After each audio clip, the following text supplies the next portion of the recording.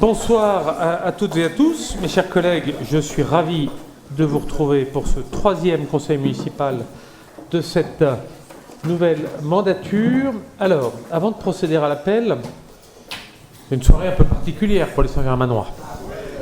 Je vois déjà certains, voilà, je vois les élus du sport un petit peu en ébullition. Alors, si vous en êtes d'accord, priorité aux affaires municipales, bien sûr. N'est-ce pas, Agathe ? Mais je vous demanderai, voilà, on a un ordre du jour qui est ce qu'il est. On a beaucoup de délibérations qui viennent quelque part un peu rattraper, qui auraient dû être prises pour certaines en ce début d'année, mais nous étions en campagne électorale, donc c'est toujours un petit peu compliqué. Donc la plupart sont d'ailleurs assez techniques. Donc je demanderai au rapporteur vraiment d'être hyper concis dans l'exposé ou dans la lecture de l'exposé préalable. Je pense que vous avez tous reçu le dossier, donc vous les avez tous lus avec attention et intensité. Bien évidemment, nous sommes là pour débattre, il n'y a pas de difficulté. Nous n'avons pas de questions diverses à la fin de ce conseil. Et je rappelle que nous avons un morceau de résistance au mois de juin qui est l'adoption du compte administratif et le budget supplémentaire. Je dis pour les nouveaux élus, le compte administratif, c'est l'adoption du compte de résultats si vous étiez dans une société ou dans une activité associative. Voilà. Alors sans plus tarder, je vais demander à M. Salé de bien vouloir faire l'appel, s'il vous plaît.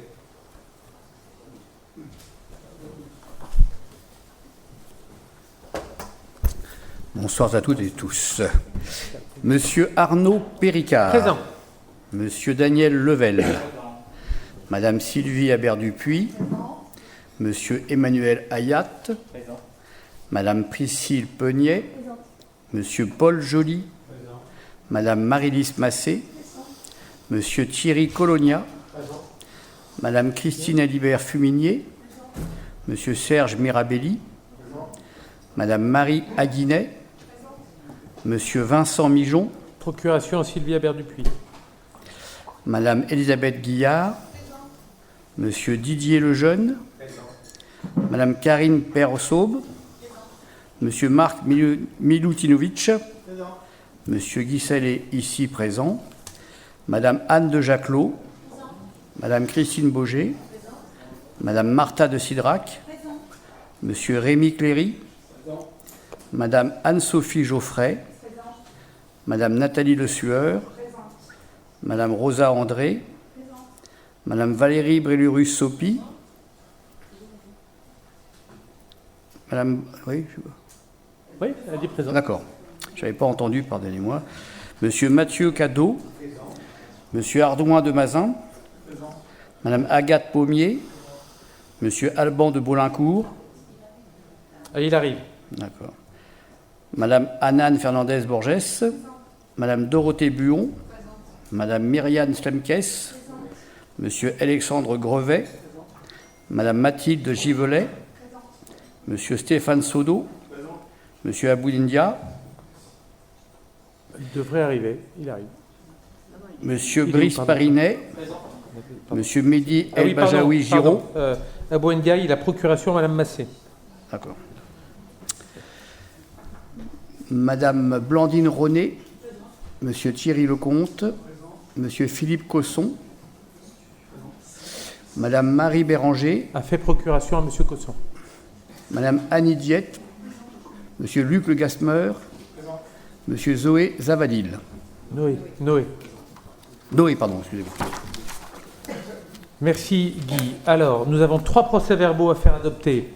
Les 2 premiers sont pour les 2 CM d'installation de notre conseil, de nos 2 premiers conseils municipaux d'installation. Celui du 21 mars et celui du 28 mars 2026, est ce qu'ils appellent des commentaires, des observations de votre part.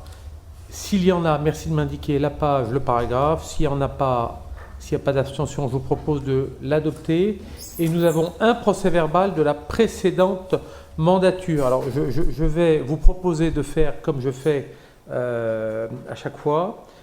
Quand il y a 2 nouvelles organisations qui se sont mises en place, il nous faut l'adopter, mais je demanderai à ceux qui n'étaient pas élus le 18 décembre 2025, c'est-à-dire un certain nombre d'entre vous, peut-être de ne pas, enfin de s'abstenir de le voter. Si vous voulez le voter, vous le votez, il n'y a pas de problème, mais peut-être de vous abstenir de le voter parce que vous n'étiez pas présent lors de cette réunion du Conseil municipal. Juste peut-être pour le secrétariat général, ceux qui s'abstiennent de lever votre main, comme ça vous pouvez le noter. Allez-y, abstention.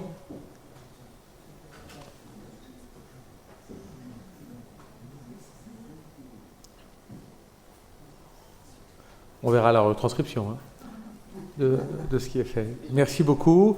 Des oppositions? Et votre compte, il est adopté. Merci beaucoup. Compte rendu des actes administratifs. Alors, un certain nombre de baux. Alors, ils sont intéressants, ces baux, parce qu'ils traduisent aussi un petit peu le soutien que nous portons au tissu économique et au commerce de détail. Vous en avez 4. Et ce sont 4 locaux qui sont propriété communale. Peut-être vous ne le saviez pas. Alors, Caroline Ponce Antiquité, elle reprend la maison de l'antiquaire, la fameuse maison de l'antiquaire dont on ne savait que faire, qui est à la sortie de la commune, juste après le forage à l'Albien. Et ce sera un showroom de l'activité qu'elle a, je crois, au marché Serpette, au Puce. Voilà, elle est Saint-Germanoise, Madame Ponce. La maison Quétier, c'est la boulangerie de Fourqueux, qui est propriété communale maintenant, et les travaux commencent, et donc on a conclu un nouveau bail commercial avec ce jeune couple de boulangers. Piano Daudet, les pianos Daudet appartiennent à la ville, les murs appartiennent à la ville, ça a fait l'objet d'un legs il y a quelques années, et dans les prescriptions du legs, il y a le local évidemment commercial, le premier étage où il y a une salle d'enseignement musical, et il y a, je crois, quelques appartements, pas tous les appartements du petit immeuble, on est en copro, mais l'une des prescriptions du legs, c'est que ça reste un magasin, et vous allez voir pourquoi cette décision, un magasin dédié à l'activité musicale. Et donc les pianos Daudet sont... Je mets de côté évidemment le magasin de lutherie de Katrina, de Katharina Azra, mais c'est le seul marchand d'instruments de musique que nous avons encore dans la ville, de piano en l'occurrence, et qui est confronté à des difficultés économiques importantes. Et donc nous avons consenti un effort en rabaissant le loyer, voilà, pour les garder. Et je rappelle que c'est aussi une prescription du legs. Donc les conséquences de ne plus avoir de magasins vendant des instruments de musique seraient pour le coup juridiquement complexes pour la ville. Donc c'est pour ça que nous avons pris cette décision. Et Coutan Beaux-Arts, Cécile Coutan, l'atelier Coutan à Fourqueux, que vous connaissez peut-être, c'est un local commercial également. Donc voilà, il y a cette énumération de 4 amendements, modifications, conclusions de baux commerciaux avec des locaux et des murs qui sont propriété ville. Alors après, vous avez un certain nombre de conventions qui ont été conclues, signées avec la piscine, avec l'association Mosaïque, des marchés qui sont conclus. Alors n'hésitez pas, si vous avez évidemment le marché d'assurance de la ville, on parle souvent des difficultés qu'ont les communes à pouvoir s'assurer. C'est une vraie difficulté. On a de la chance encore à Saint-Germain parce qu'on a une signature de bonne qualité, d'avoir des assureurs qui nous suivent. Qu'est-ce qu'on a d'autre? Bon, voilà, un certain nombre d'autres marchés sur le quartier de l'hôpital, notamment. Alors c'est toujours des ajustements. Et puis à la fin, vous avez les contrats d'engagement. Qu'est-ce que c'est que les contrats d'engagement? Ce sont tous les contrats artistiques. Et nous avons beaucoup de contrats d'engagement. Donc ça peut être la saison théâtrale, ça peut être la saison musicale de la maison natale Claude Debussy, ça peut être des artistes que nous engageons pour des performances ou des concerts. Voilà. Et il y a un acte qui n'est pas signé par moi. Je vous rappelle qu'il y a un arrêté de déport concernant un certain nombre d'entités ou de personnes morales. Dossier donc, dont je n'ai pas le droit de m'occuper, pour des questions liées à mon activité professionnelle. Donc il y en a un qui a été signé le 23 décembre 2025 par M. de Bolincourt, et ça concerne le FC Versailles. Vous savez que le FC Versailles joue ses matchs pour le moment, en tout cas au Camp des Loges, en acquittant un loyer. Est-ce que vous avez des questions? Si vous n'en avez pas maintenant, vous pouvez en avoir après. Vous m'envoyez un petit email et les services vous répondront de toutes les manières. Alors, je vais rapporter. Alors peut-être avant de rapporter, juste remercier les élus qui ont été présents aujourd'hui pour cette journée de solidarité envers les blessés de l'armée de terre. Je rends hommage à Thierry Colonia parce que c'est lui qui l'avait mis en place à l'époque quand il opérait au camp des Loges. Et c'est le général Leroux qui opérait aujourd'hui. Donc si vous avez raté le général Colonia en tenue de cycliste sur son vélo ce matin, en tout cas, merci Thierry de toujours animer. On a eu 800 participants et je crois qu'on a eu 5500 km de parcourus, ce qui est plus que l'an passé. C'est quoi le concept? C'est une marche de solidarité. Alors, marche où il y a des ateliers également sur des rameurs, sur des vélos de salle de gym, ou même vous pouviez faire le circuit en vélo et le nombre de kilomètres crédite en sous, non? En quoi? En soutien? En soutien. Malheureusement, en soutien moral. En soutien moral. Mais bon, vous savez qu'il y a eu un drame à Angers cette semaine. Malheureusement, 2 militaires qui sont décédés dans le cadre d'un entraînement. Donc voilà, c'est une action de solidarité. Et un très grand merci aux classes défense qui étaient là. On a eu 3 classes du collège de la Légion d'honneur. On a eu Saint-Augustin. On a eu le lycée international qui était là. Je sais que cet après-midi, il y a certainement d'autres classes qui sont venues. Donc voilà, c'était un événement. C'était ce matin dans le parc du Château. Et c'est un événement qui s'installe maintenant. J'en viens à la première délibération. Je vais faire vite. On doit repasser l'indemnité de fonction des élus. Pourquoi? Les montants n'ont pas changé. C'est simplement qu'il y a un conseiller municipal délégué en plus qui avait été omis. C'était une erreur matérielle dans la liste du précédent conseil. C'est juste ça, la modification. Donc, ça juste ça. Il y a également l'ensemble. Alors, attendez, il y a combien de... Il y a en fait 2 délibérations, mais c'est la même architecture que la dernière fois. C'est un peu compliqué. Il y a une base, il y a des majorations. Les majorations, elles sont conditionnées à un certain nombre de critères qu'on peut ou qu'on ne remplit pas. L'un de ces critères étant la classification touristique de la commune. Ne me demandez pas pourquoi, c'est comme ça. C'est exactement le même dispositif qu'avant, mais il y a juste un conseiller municipal en plus qui avait été omis dans la liste qui vous avait été soumise la dernière fois. Voilà, j'essaye de faire simple. Je ne sais pas si vous avez des questions sur cette délibération qui est la même. Donc, il y a la première délibération, c'est l'indemnité de fonction au maire, aux adjoints au maire, aux conseillers municipaux délégués de la commune nouvelle. Je précise qu'il n'y a pas de frais de représentation à Saint-Germain, pour personne. Ça va bien en le disant également. Y a-t-il des abstentions? Des votes contre avec la procuration, j'imagine. Oui, c'est noté. Merci beaucoup. Abstention, pas de vote contre, vote pour. Majoration des indemnités de fonction des élus, c'est exactement ce que je viens d'évoquer, avec la liste que vous avez des conseillers municipaux délégués. Et celui qui avait été oublié dans la liste, c'est M. Cléry. La dernière fois, il va nous en vouloir. Peut-être m'en vouloir, il faut que je fasse attention parce qu'il est baraqué. Voilà, qui est conseiller municipal délégué aux mobilités douces. Voilà. Et ça avait été omis la dernière fois. Est-ce que vous avez des questions? Même vote que précédemment? Merci beaucoup. Je passe la parole à Valérie Brédérus, convention de partenariat avec la DSDN, projet départementaux d'éducation artistique et culturelle. Merci, Monsieur le maire. Mesdames, Messieurs, dans le cadre de sa politique culturelle, la ville de Saint-Germain-en-Laye souhaite poursuivre le développement de l'éducation artistique et culturelle, formalisée par une convention signée avec l'Académie de Versailles le 27 septembre 2023. Pour 2026, la ville propose de soutenir 2 projets avec la direction des services départementaux de l'éducation nationale des Yvelines. Une rencontre chantante et une exposition pluridisciplinaire.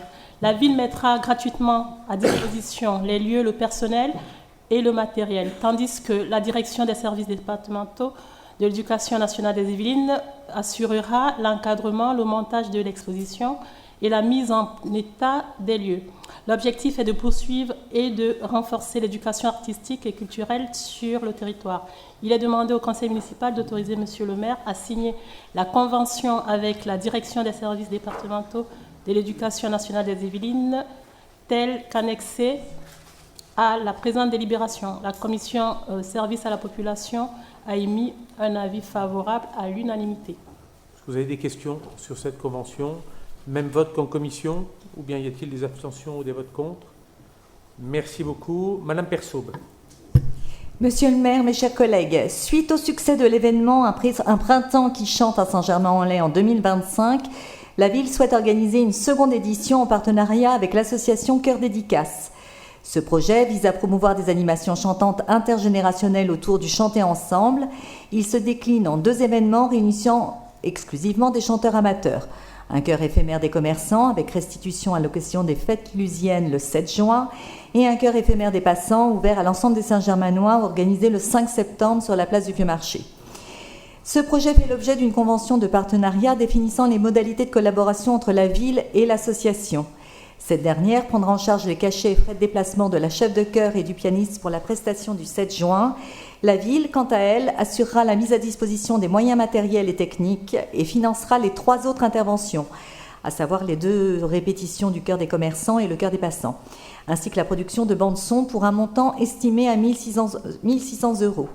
Il est proposé au conseil municipal d'autoriser monsieur le maire à signer la convention de partenariat correspondante et la commission service à la population a rendu un avis favorable à l'unanimité. Merci. Je précise que Madame Boger et Madame Fumier sont membres de l'association, mais n'ont pas de fonction d'administration, administrative. Mais vous chantez, en tout cas, comme un certain nombre de personnels ou d'anciens personnels de la mairie. Voilà. Même vote qu'en commission, pas d'abstention, pas de vote contre. Merci beaucoup. Valérie, tu reprends la parole pour cette convention de partenariat dans le cadre du programme Yvelines Musée Solidaire. Merci Monsieur le maire, chers collègues. Le musée du Castelvera s'engage depuis plusieurs années pour l'accessibilité culturelle, notamment auprès des publics en situation de handicap. Lauréat du programme départemental Solimusée en 2024, il a bénéficié de diagnostics, formations et financements pour améliorer l'accueil et l'accessibilité. Sélectionné pour la 2e édition en 2026, il vise à autonomiser les structures culturelles, renforcer les liens avec le secteur social et santé et faire des musées des leviers de bien-être pour tous les Yvelinois. Il est demandé au conseil municipal d'approuver la participation à la 2e édition d'Yvelines Musée Solidaire, d'autoriser monsieur le maire à signer la convention de partenariat avec le département des Yvelines pour l'année 2026, telle qu'annexée à la présente délibération. La commission service à la population a émis un avis favorable à l'unanimité. Même vote qu'en commission. Vous m'interrompez s'il y a des avis contraires ou des demandes d'éclaircissement. Madame Boger. Oui, il s'agit, monsieur le maire, chers collègues, d'une convention de coproduction entre la ville de Saint-Germain et l'association La Clé pour l'organisation du festival Saint-Germain en live. Depuis 2021, la ville organise ce festival qui met en scène toutes les musiques avec un axe élargi à la danse et aux arts scéniques. Pour la 6e édition prévue du 23 au 27 septembre 2026, des spectacles auront lieu au théâtre Alexandre Dumas, dans différentes structures de la ville et dans l'espace public. La ville propose à La Clé de participer à cet événement en s'appuyant sur son expertise des musiques urbaines, publicitées notamment par les jeunes. La présente convention a pour objet d'encadrer financièrement cette collaboration, telle qu'indiquée dans la délibération. Il est proposé au conseil municipal d'autoriser monsieur le maire à signer cette convention. La commission service à la population a émis un avis favorable à l'unanimité. Merci. Je rappelle que Saint-Germain en live a vocation à s'adosser sur l'ensemble des acteurs culturels du territoire, et notamment La Clé. Et c'est un marqueur d'entrée de saison, et c'est pour ça qu'on l'a créé avec notamment la Clé. Le nom a d'ailleurs été trouvé par La Clé, pour que ça marque bien ce début de saison. Donc il y a la fin de la saison, fin juin, et le début de la saison culturelle et artistique, qui est généralement fin septembre. La communication a d'ailleurs commencé un petit peu à sortir, et on vous donnera un petit peu plus d'infos sur le sujet. Il va y avoir une très très belle installation que je vous engage à aller voir sur la place du marché, qui est techniquement un peu compliquée à mettre en place, mais qui va être, je pense... Exactement, de Madame Motin, oui. Voilà. Oui, tout à fait. Qui va être assez percutante, quoi. Je ne sais pas si vous avez des questions. Pas d'abstention, pas de vote contre. Alors, il y a beaucoup de délibes culture aujourd'hui. Madame Persaube.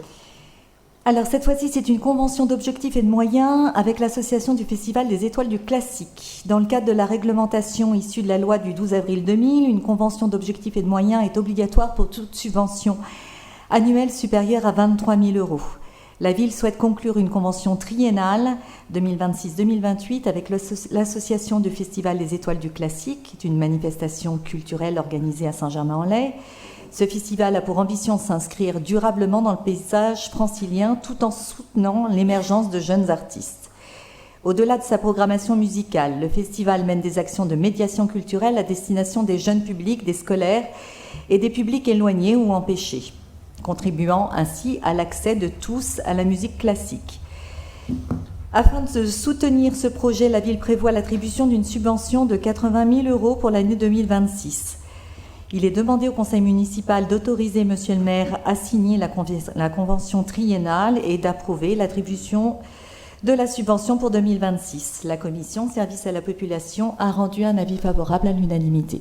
Donc c'est ce que j'évoquais, un marqueur de fin de saison, les Étoiles du Classique, un marqueur de début de saison, qui est Saint-Germain-en-Laye, 80 000 €, plus évidemment tout ce que nous mettons à disposition comme moyens, le théâtre, les moyens humains, la communication, les moyens matériels.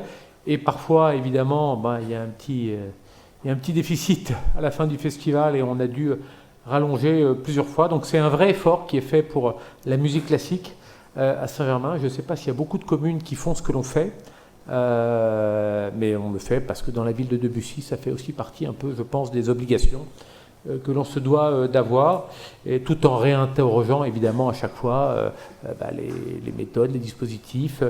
L'avantage, je trouve, ce qui est intéressant dans les Étoiles du Classique, c'est le dispositif de médiation auprès des jeunes publics et des publics défavorisés dans l'accès à la musique classique. Et ça, je trouve que c'est vraiment maintenant quelque chose de bien installé. Même vote que précédemment. Merci beaucoup. Le Livrodrome, Madame Bauger.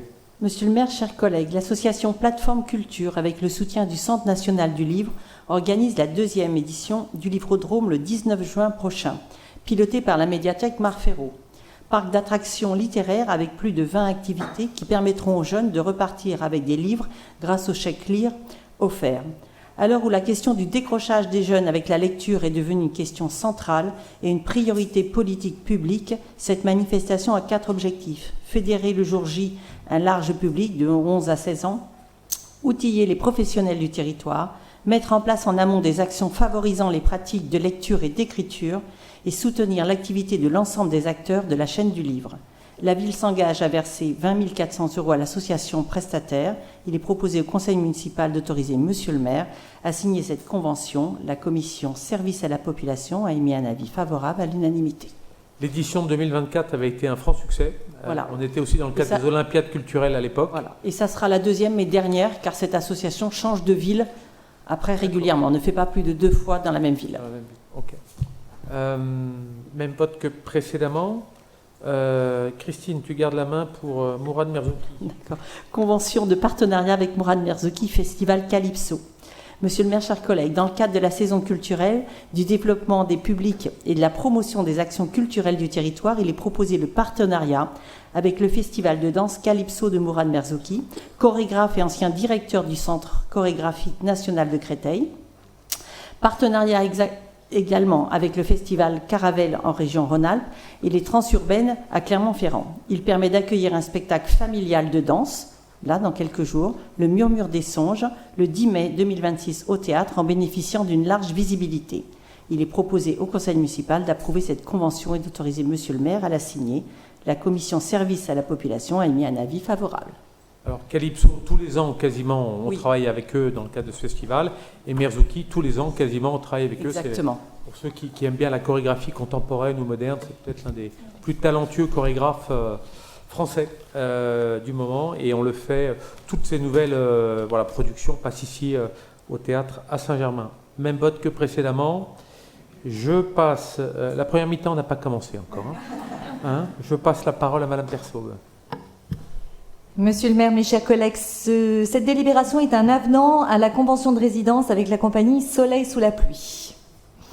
Par délibération du 26 novembre 2025, la ville a approuvé une convention de résidence avec la compagnie Soleil sous la pluie dans le cadre du projet Culture et Petite Enfance.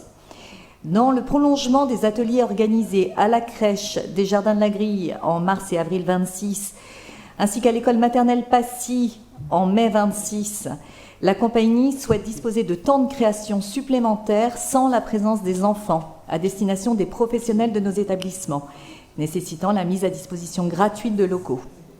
Afin de formaliser cette mise à disposition, un avenant est nécessaire.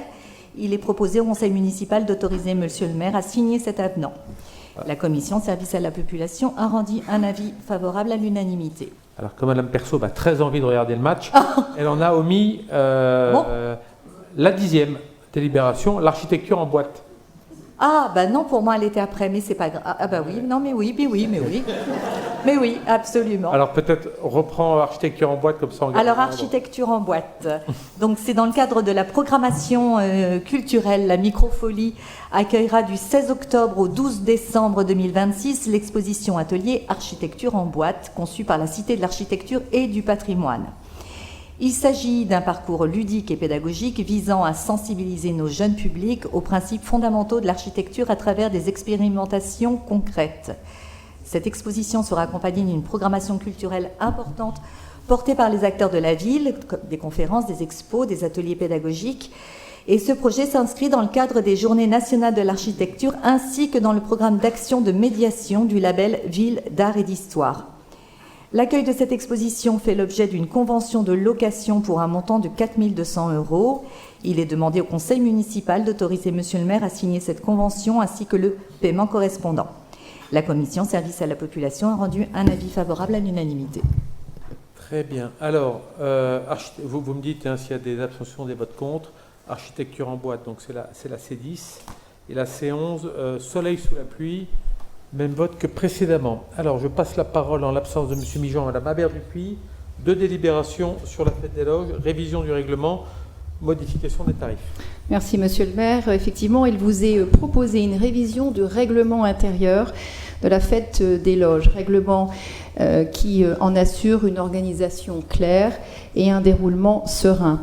Ces modifications font suite à des réunions de travail avec les forains et plusieurs conseillers municipaux.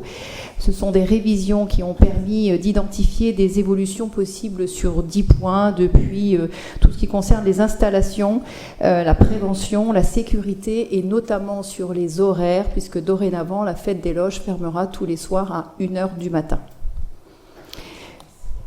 La commission service à la population a émis un avis favorable à l'unanimité.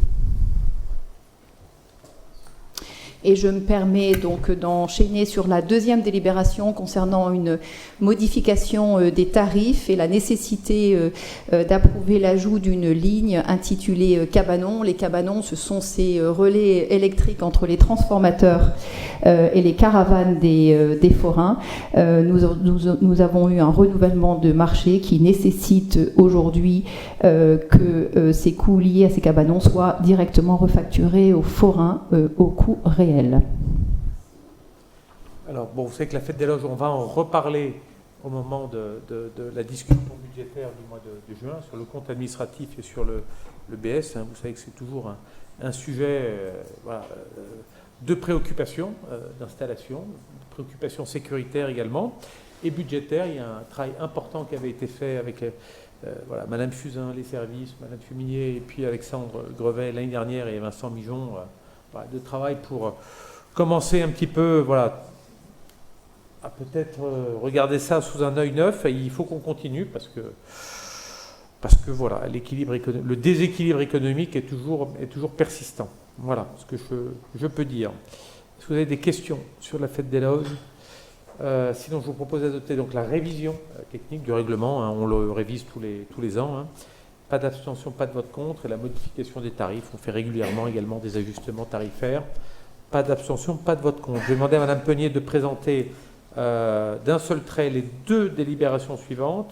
La convention d'objectifs et de moyens avec le MAS et la convention de mise à disposition des locaux avec le MAS. En effet, donc il s'agit de 2 délibérations.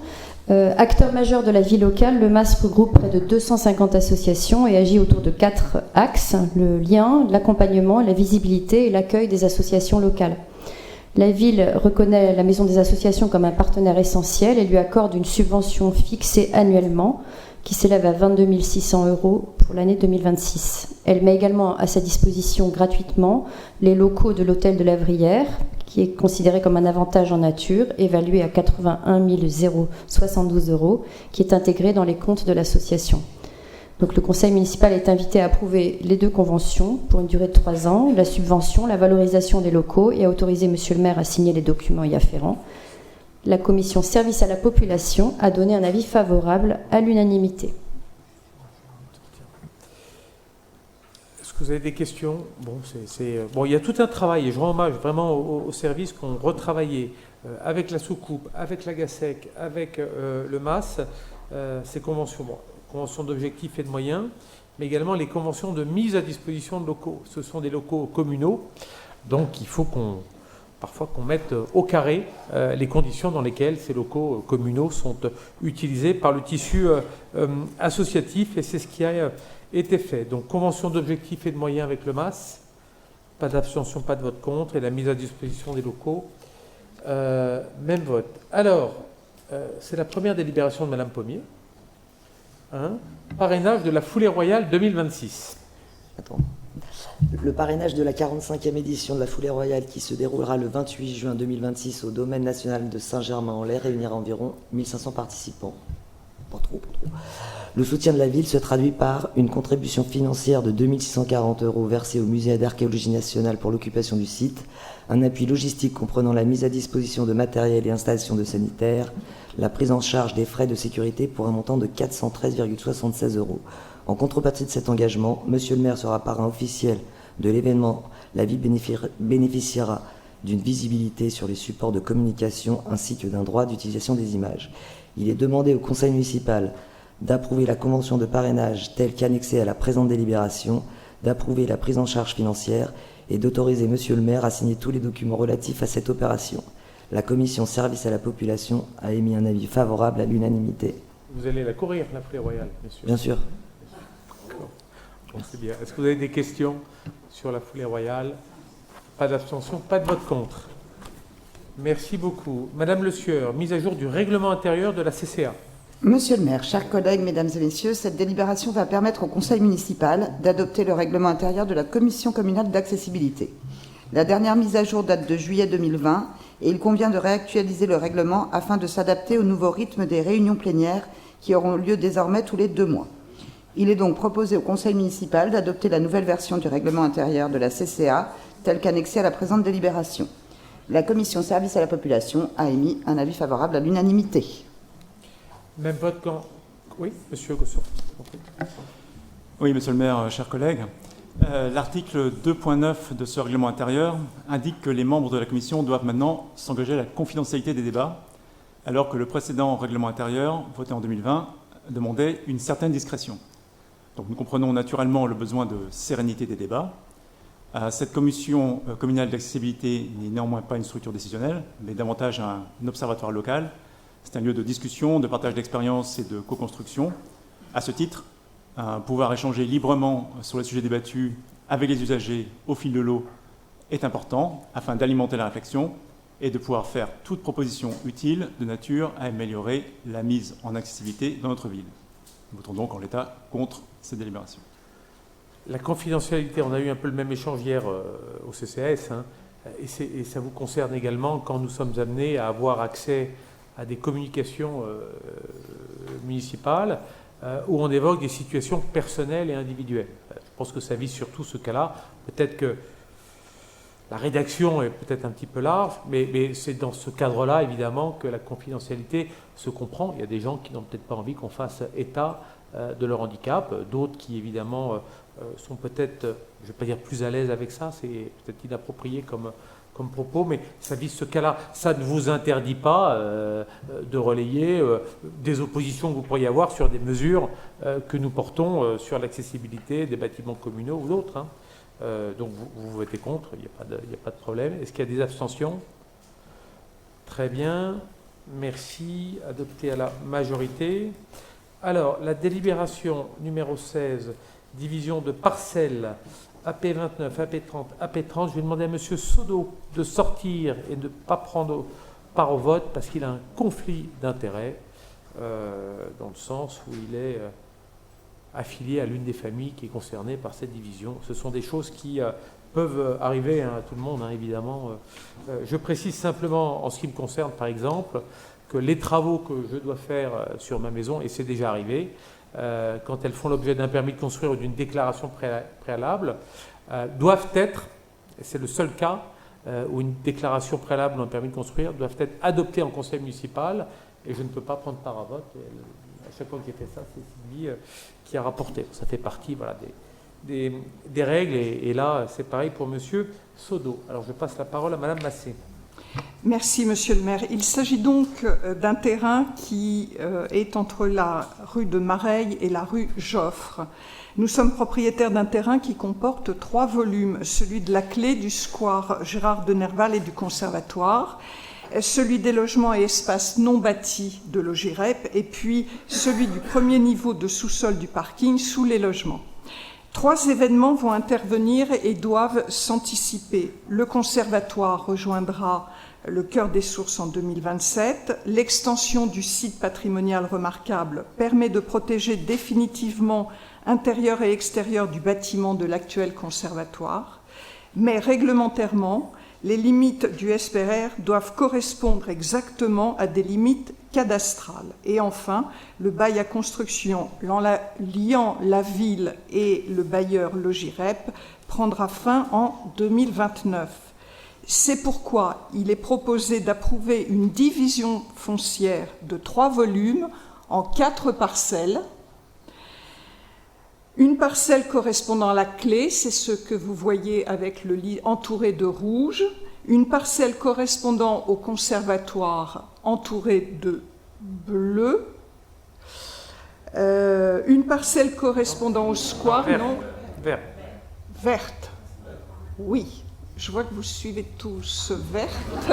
Et alors là, moi, je suis un peu perdue. La parcelle correspondant au square, ça doit être la rose, j'imagine. Et une parcelle qui correspond au bail Logirep. Exactement. C'est bon, ou à peu près. Bon. Donc, il est proposé d'autoriser Monsieur le maire à signer l'ensemble des documents, d'approuver cette division foncière dont je viens de vous parler, et la commission cadre de vie a émis un avis favorable à l'unanimité.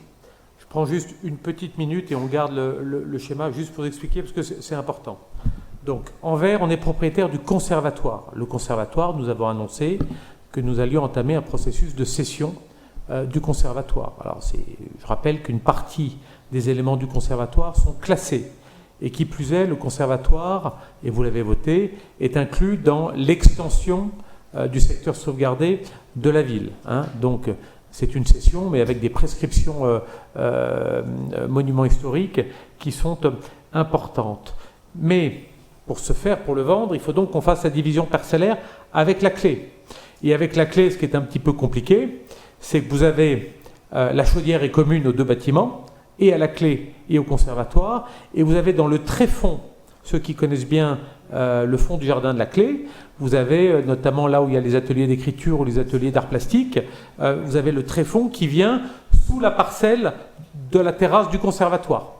Hein, donc ça ne règle pas ce sujet-là, cette division parcellaire, mais c'est un sujet qu'on devra régler, et ça se règle très bien, quand on envisagera la cession du conservatoire. Et le petit plot en bleu, comme Marie-Lise vous l'a expliqué, c'est un bail amphithéotique, c'est-à-dire que le terrain d'assiette appartient à la ville, et l'amphithéose donc porte sur cet immeuble qui a été construit par Logirep, qui est un bailleur social, et dans 3 ans maintenant, nous allons récupérer, parce que c'est la fin du bail amphithéotique, donc on récupère, le terrain d'assiette est déjà à nous, mais on récupère l'immeuble qui a été construit.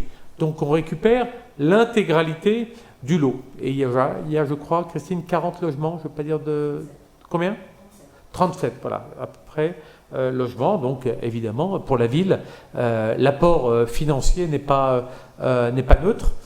en 2029. Donc, on vous l'expliquera pourquoi. C'est une session qu'on a failli faire préalablement, de le vendre à Logirep. On a trouvé que les conditions qui étaient proposées n'étaient pas satisfaisantes. Donc, on a arbitré de conserver quelque part ce montage-là jusqu'à l'expiration du bail pour pouvoir optimiser soit la revente de la globalité, soit un projet éventuellement d'accession à la propriété. On verra. On a encore, on va dire, 2 ans et demi pour en parler. Mais voilà, c'est une zone où effectivement il se passe des choses, sans compter que la clé porte des travaux d'amélioration également, dont on sera amené à discuter dans le cadre de nos discussions budgétaires à venir. Voilà. J'ai juste pris quelques minutes pour vous expliquer ça. Est-ce que vous avez des questions? Y a-t-il des oppositions, des abstentions à cette division parcellaire? Merci beaucoup. Alors pour le coup, on peut faire revenir M. Sodo, puisqu'il rapporte la délibération suivante. Donc, projet de place publique à l'angle des rues Vautier et Grande-Fontaine, paiement du complément des indemnités d'expropriation. Nous vous attendons, M. Sodo. En attendant que vous installiez, vous avez pu remarquer quand même nos nouvelles carafes, logotées. Je ne sais pas, on doit remercier qui? Le secrétariat général? Philippe Bouquillon. Ben écoutez, en plus avec des verres basques, c'est magnifique. Vas-y Stéphane. Je disais, on peut saluer la rapporteuse de la loi AGEC, puisque Merci Martha, alors à ta santé. Merci Monsieur le maire, chers collègues. Oui, alors c'est une délibération assez technique, mais par contre c'est un très beau projet d'urbanisme, puisqu'il s'agit de créer, donc, comme le disait Monsieur le maire, une nouvelle place publique aux angles des rues Vautier et Grande-Fontaine. Donc on est à 50 mètres là, de la place du marché, et l'enjeu c'est de végétaliser, désimperméabiliser cette place, donc, qui est devant l'ancien Gontranchérier, pour vous repérer. Et donc ça fait plus de 10 ans que la commune souhaite créer cette place. Elle avait tenté une négociation amiable avec le propriétaire de l'emprise, qui est une société civile immobilière, qui n'avait pas abouti. Et donc une procédure d'expropriation avait été engagée en 2023. Il y avait eu un premier jugement rendu fixant une indemnité de 78 800 €, qui avait été validé par le conseil municipal, qui avait été payé par la ville. Et en fait, la société civile a fait appel. Donc il y a eu un nouveau jugement. Et donc cette délibération vise simplement à autoriser Monsieur le maire et la ville a payé donc cet écart de 4 898 €. Voilà, et cette délibération a reçu un avis favorable à l'unanimité de la commission cadre de vie. Okay. Merci Stéphane. Donc je précise pour ceux qui connaissent, c'est l'ancien garage Citroën qui était là. Il n'a jamais été dépollué, donc il y a les cuves en plus, et on ne maîtrise pas ce foncier. C'est un foncier de passage, c'est une place, mais qui était privée. Et on l'a préempté, on a eu gain de cause, avec modulo ce petit ajustement qui est là.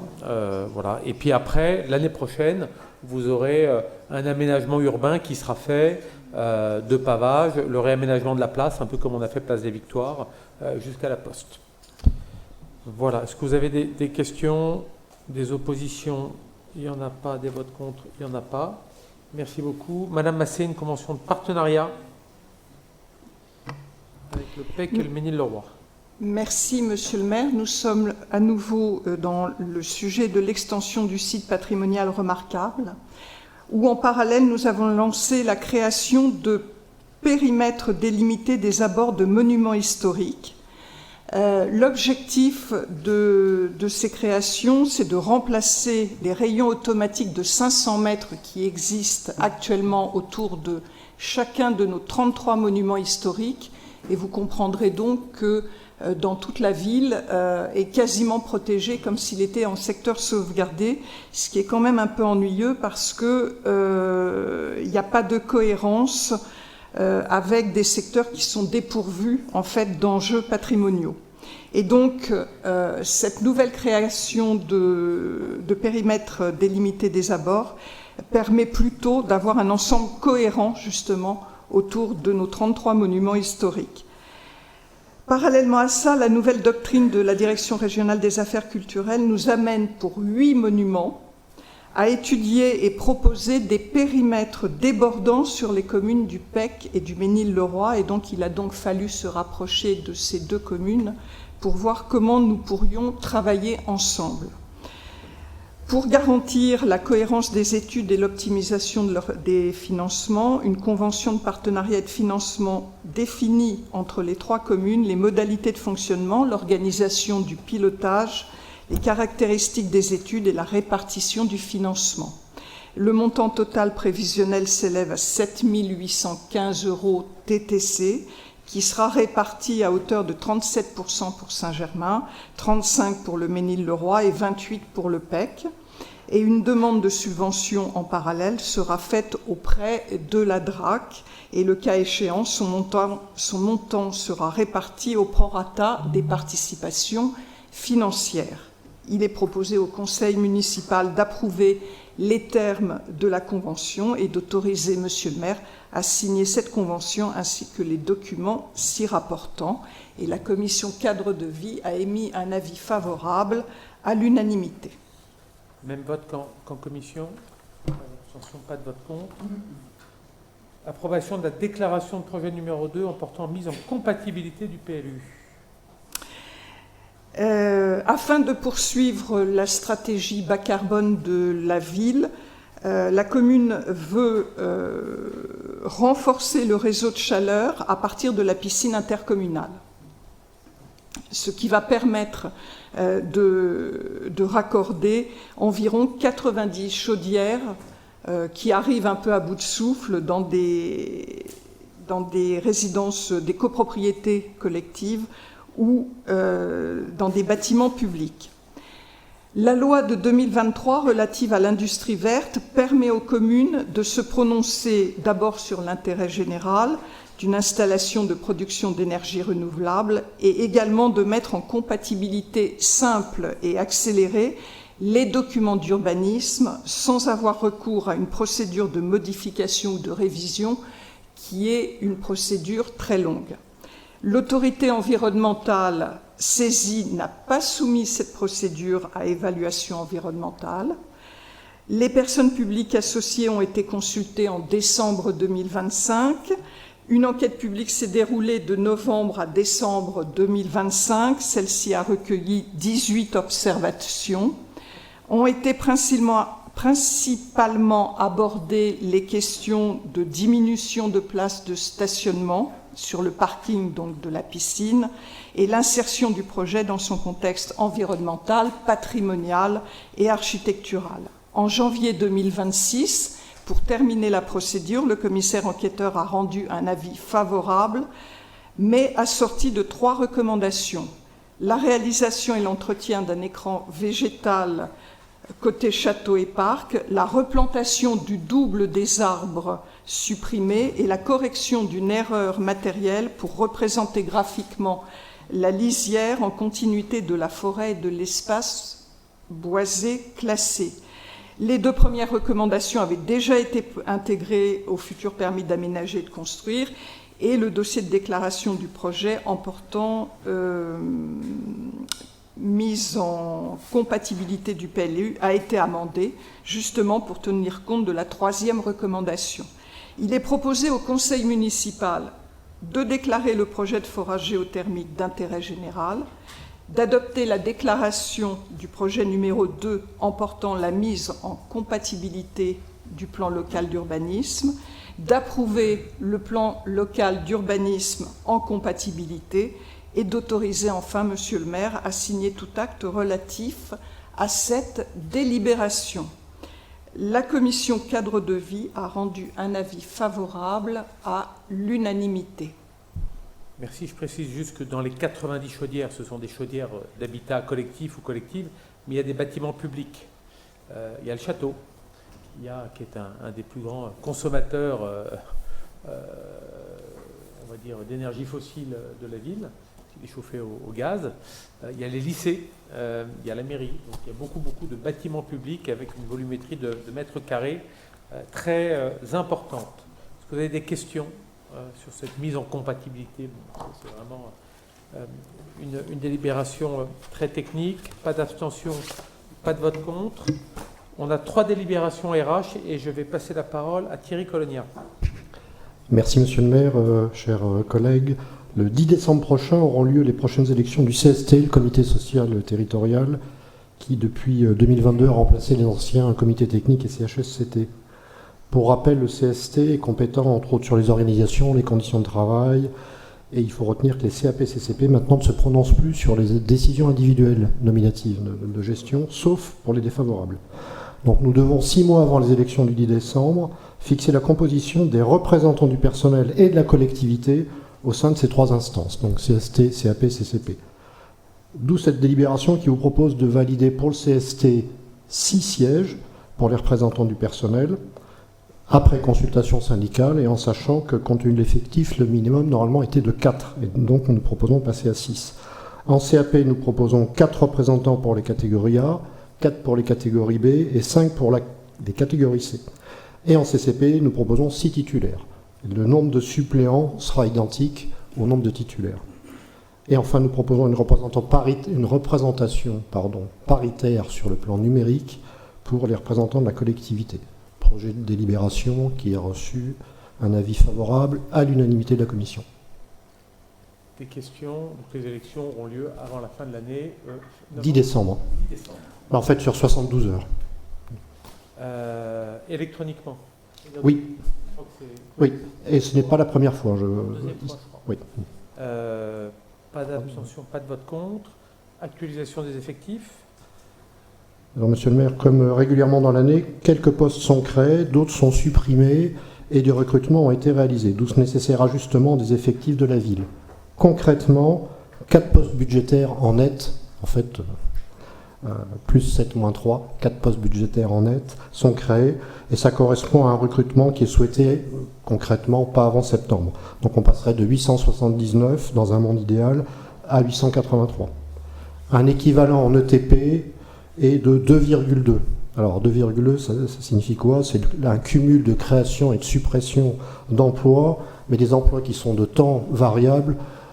Vous avez le détail dans la délibération, on est dans du 0,45 de numiste, plus ou moins, et ainsi de suite. Concrètement, ça correspond à quoi? C'est plus important. Il s'agit en fait d'adapter nos capacités aux besoins du CRD, qui sont déjà identifiés, et d'anticiper un peu sur les futurs besoins du CRD rénové, agrandi, etc. Ce projet de délibération a bénéficié, là encore, d'un avis favorable à l'unanimité de la commission. Merci. Donc ça, c'est des délibérations que vous verrez plusieurs fois dans l'année. On le fait assez régulièrement, on ajuste. Pas d'abstention, pas de vote contre. Alors, je rapporte les 2 suivantes. Question? Pardon? Oui, je vous en prie. Oui. Monsieur le maire, chers collègues, donc, nous voterons pour cette délibération. Cependant, nous sommes inquiets de ne pas avoir dans cette délibération de postes liés à la petite enfance, dans cette période où beaucoup de parents cherchent des solutions pour la rentrée. Nous sommes bien conscients des difficultés de recrutement dans ce secteur. Il nous semble néanmoins que c'est un enjeu très important. Y a-t-il donc un plan d'action sur ce domaine? Il y a un plan d'action sur le recrutement de la petite enfance. Ça fait partie des métiers qui sont fortement en tension. Et fortement en tension dans un contexte de sécurité des enfants qu'il faut aussi prendre en considération, qui fait que nous sommes particulièrement vigilants et précautionneux aussi sur les profils que nous recrutons. Je le dis parce que c'est un sujet d'actualité et ça concerne évidemment toutes les collectivités qui sont amenées à gérer des services de petite enfance. Il n'est pas impossible qu'au cours du prochain conseil municipal, ou peut-être celui du mois de septembre, vous ayez la même délibération avec des ajustements petites enfances, parce que le plan de recrutement est en cours. Ça fait partie des discussions pré-budgétaires que nous avons en ce moment. Donc pas d'abstention, pas de votre compte. Alors je dois rapporter, mais je vais le faire vraiment très vite, les 2 prochaines délibérations. Désignation des représentants au sein du Comité national d'action sociale. Je vous propose Thierry Colonia et comme agent Émilie Amaranto. Pas d'abstention, pas de vote contre, merci. Alors, la CLECT. La CLECT, c'est un peu plus sioux. La CLECT, c'est quoi? C'est une commission intercommunale et c'est en fait le gendarme financier de l'Interco. Je précise que notre Interco, qui a ressuscité, ayant été annulée elle-même par le tribunal administratif il y a quelques années, ce qui est assez original, elle l'a été justement sur un recours qui avait été intenté par une des communes, nous étions 20 à l'époque, Daniel, tu t'en souviens, contre les modalités de répartition qui avaient été arbitrées par la CLECT. Et il y a beaucoup d'intercos qui se tapent dessus parce que justement, ce que la CLECT arbitre est contesté. La CLECT, elle va simplement... Donc, il y a des rentrées fiscales dans l'interco, et il y a une redistribution qui est opérée auprès des communes. Alors c'est un choix, il est régulièrement critiqué par les oppositions, et c'est un choix de gestion des 19 communes composant l'interco. C'est que, pas la quasi-totalité, mais la majeure partie de la fiscalité économique qui est perçue par l'agglo, alors qu'avant c'était les villes qui percevaient la fiscalité économique, aujourd'hui c'est l'agglo, ça fait déjà quelques années maintenant, est reversée sous forme d'attribution de compensation, une subvention, une dotation, appelez-le comme vous voulez, et le montant de ces attributions de compensation sont déterminés par la CLECT. Donc c'est important d'être à la CLECT parce que, quelque part, c'est le tuyau de respiration économique et budgétaire des communes. C'est la CLECT. Les attributions de compensation, Christine, de tête, ça représente quelle partie de nos recettes de fonctionnement? Ouais. 14 millions, vous voyez, donc c'est quand même pas neutre. Et donc, évidemment, je vous propose de nommer Christine Alibert-Fumunier et Alexandre Grevet pour nous y représenter. Et c'est important d'y être. Voilà. Ça fait longtemps qu'il n'y a plus vraiment de sujet, mais c'est important parce qu'on peut aussi nous imputer parfois quelques dépenses en disant qu'elles sont intervenues sur notre territoire. Donc, il faut y être vigilant. Voilà. Je ne sais pas si vous avez des abstentions ou des votes contre. Composition de la CCID, Madame Fumunier. Alors, la commission, Monsieur le maire, mes chers collègues, la commission communale des impôts directs est une commission indépendante et obligatoire qui accompagne l'administration fiscale à évaluer correctement les bases d'impôts locaux. Elle joue un rôle clé dans l'équité fiscale. Le conseil municipal ne désigne pas les membres de la commission, mais doit proposer une liste de contribuables de la commune, parmi lesquels l'administration fiscale fera ensuite son choix. Vous avez la liste sur la délibération. Dans une ville de notre taille, il y aura 16 commissaires qui seront nommés, 8 titulaires et 8 suppléants.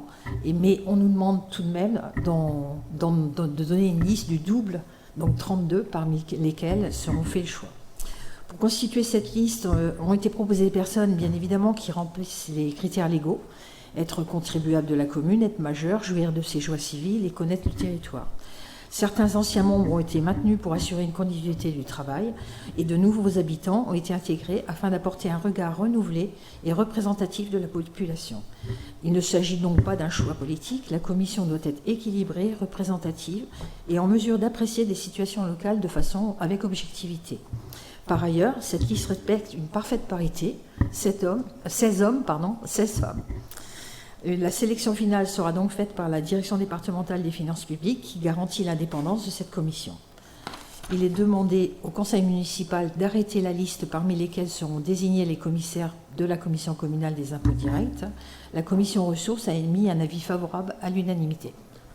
Et vous avez oublié de mentionner le point d'orgue de cette réunion annuelle qui était le menu concocté par M. Solignac lui-même. Son foie gras, son aligot, voilà. Voilà, la barre est haute, Madame Fumunier, parce que c'est votre responsabilité que de faire le menu du déjeuner. Je précise, c'est l'élu qui fait le menu. Voilà, c'est une particularité. Pas d'abstention, pas de vote contre. Allez, il vous reste quelques secondes pour faire 5 délibérations. Le règlement budgétaire et financier. La ville s'est dotée de son premier règlement budgétaire et financier en novembre 2023. Le document présenté ce soir est donc sa mise à jour afin de tenir compte particulièrement de la mise en œuvre du compte financier unique qui viendra remplacer désormais le compte administratif et le compte de gestion. On en parlera de façon détaillée au prochain conseil municipal. Ce règlement fixe les modalités de préparation, d'exécution et de suivi et d'adoption du budget de notre ville. Il précise notamment qui peut engager les dépenses, comment les recettes sont suivies, quels contrôles doivent être réalisés sur l'ensemble de la chaîne budgétaire et comptable, et comment les élus et les Saint-Germanois sont informés tout au long de l'année. Il permet également d'identifier clairement le rôle stratégique de l'ordonnateur et du comptable public. En résumé, ce règlement explique de façon factuelle qui fait quoi, comment et dans quel cadre, afin d'assurer une gestion lisible, cohérente et efficace. En l'adoptant, nous confirmons notre engagement en faveur d'un cadre financier clair, partagé et sécurisé, au service d'une gestion publique responsable, exigeante et transparente. Il est demandé au Conseil municipal d'approuver ce nouveau règlement budgétaire et financier pour la durée du mandat, sachant que s'il y a des grandes modifications, il peut être amendé. La commission ressources a émis un avis favorable à l'unanimité. Même vote que la commission, j'imagine. Pas de vote contre. 3 demandes de subvention ou de candidature. Je fais les 3 et puis après... La ville mène une politique de recherche active et de financement externe. Depuis le 1er janvier, ce sont 38 dossiers de demande de subvention qui ont déjà été déposés. Les 3 délibérations présentées aujourd'hui s'inscrivent clairement dans cette dynamique en mobilisant les dispositifs nationaux et départementaux, pour celle-ci, pour soutenir nos actions municipales. Avec une première délibération portant sur la sécurité routière, l'appel à projet 2026 vient d'être lancé par la préfecture des Yvelines dans le cadre du plan départemental d'action de sécurité routière. 2 actions sont envisagées, des ateliers menés par la police municipale pour sensibiliser les élèves de classe primaire à la pratique en sécurité du vélo et des mobilités douces. Une deuxième action, un spectacle vivant de sensibilisation et de prévention à la sécurité routière en zone de rencontre au centre-ville, enfin en hypercentre. Potentiellement, ces deux actions peuvent être financées à 80%. Une deuxième délibération porte-t-elle sur l'axe de transition écologique. La ville souhaite répondre à l'appel à manifestation d'intérêt EduRénov et Efficacity, qui vise à accompagner les collectivités dans la rénovation énergétique de leur patrimoine scolaire et ou éducatif, c'est-à-dire les écoles et les gymnases, soit 45 bâtiments sur 24 sites. Grâce à une méthode de simulation avancée,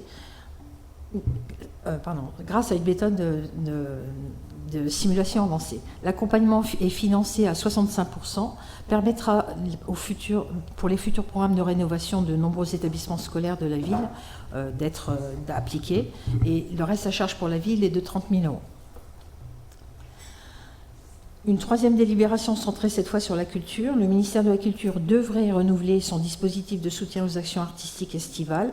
La ville souhaite candidater pour le financement de son programme Été à Saint-Germain, composé d'animations gratuites et de spectacles dans l'espace public accessible à tous les habitants. Potentiellement une subvention de 30%.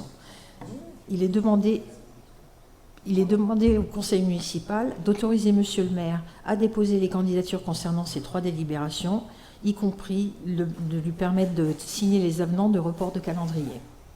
La commission ressources a émis un avis favorable à l'unanimité pour ces 3 délibérations. Alors je les passe dans l'ordre. La 26, vous me dites s'il y a des abstentions ou des votes contre. La 26A, 26B et 26C. Merci beaucoup. Dernière délibération, monsieur Grevet, cession de véhicule. Monsieur le maire, mes chers collègues, sans doute la délibération la plus importante de ce soir. Les petits ruisseaux faisant les grandes rivières, la ville engage une gestion dynamique de son patrimoine, et notamment c'est l'occasion ce soir de délibérer s'agissant de l'autorisation qui vous sera sans doute donnée, et il y aura sans doute peu de suspense, pour accepter la cession de 2 véhicules. La ville passe par une plateforme qui s'appelle Agorastore et qui fonctionne sur le même système que l'enchère, avec la particularité de s'affranchir des difficultés de faire appel à un commissaire priseur. La difficulté est la suivante, c'est que, monsieur le maire, vous avez l'autorisation pour pouvoir céder seul et dans le secret de votre bureau jusqu'à des cessions de 4 600 €. Et là, nous avons fait donc au moins 2 bonnes affaires, puisque sur les 2 véhicules qui ont été cédés, le premier, il s'agit d'un Renault Trafic, le second, il s'agit d'un Peugeot Partner Benz. C'est dommage, nous aurions pu prendre une petite photo pour les exposer ce soir. Ces 2 véhicules étant cédés sans contrôle technique, ils n'étaient destinés qu'à des professionnels avec des enchères de base faibles fixées respectivement à 3 087,61 € et 2 141,27 €. Par délibération donc du 21 mars, le conseil municipal vous a délégué la compétence d'aliéner de gré à gré des biens mobiliers jusqu'à 4 600 € et au-delà de ce montant, le conseil municipal doit délibérer pour autoriser le maire à procéder aux sessions. Compte tenu de l'ordre du jour de ce soir, je ne vais pas faire durer le suspense plus longtemps.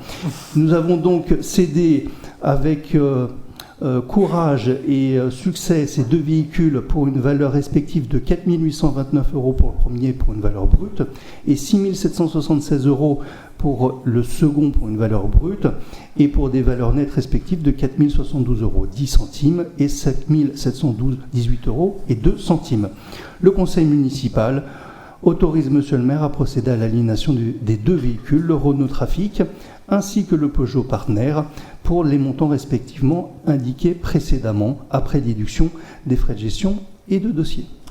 Merci beaucoup. Des abstentions, des votes contre? Merci beaucoup. Alors on a terminé la partie formelle de l'ordre du jour. Il n'y a pas de questions diverses. Le match a commencé depuis 5 minutes. On est bien. Je vous garde encore un. Ah oui, tu spoil un peu là. Ok. Non, simplement, quelques éléments calendaires. Parce que c'est un week-end qui est assez chargé. Donc demain, certains d'entre vous participeront au dîner de gala que nous avons pour le 40e anniversaire du jumelage avec notre ville écossaise. Je précise ça parce que nous recevons le provost de Ayr, donc l'équivalent du maire de Ayr et du comté de Ayr. Et Sylvie ira demain, je le dis parce que ça a une dimension symbolique, sur les plages du débarquement, puisque le père de Ian Campbell, le provost, a débarqué le 6 juin à Juno Beach. Et donc, voilà, tu l'emmènes demain très gentiment sur ce lieu de pèlerinage. Donc ça, c'est demain soir. Vendredi 8, évidemment, jour férié Commémo. Je vous rappelle, si vous êtes là, et j'espère que vous serez là en nombre, c'est à 17h au Monument aux Morts. Venez quelques minutes un peu avant. Il y a toujours un espace qui est réservé pour les élus. Samedi 9, c'est le marché européen. Vous savez que c'est un marqueur fort de l'animation annuelle. Donc voilà, je pense qu'il y a une prise de parole qui doit être vers 11h, pas dire de bêtises, 11h, 11h30. Voilà. Et ceux qui veulent courir pour célébrer le PSG, c'est la course. PSG la course. Et c'est dimanche prochain. Attention, modification de circulation, notamment sur la côte du Pec. Et sur l'avenue Gambetta le matin pour l'arrivée. Voilà ce que je voulais vous dire. Prochain conseil municipal le 18 juin. Et le 18 juin, vous savez, on a cette double commémoration, place Mareille pour M. Guétissou et l'appel du 18 juin ici avant notre conseil municipal. Voilà, bon match et bonne soirée.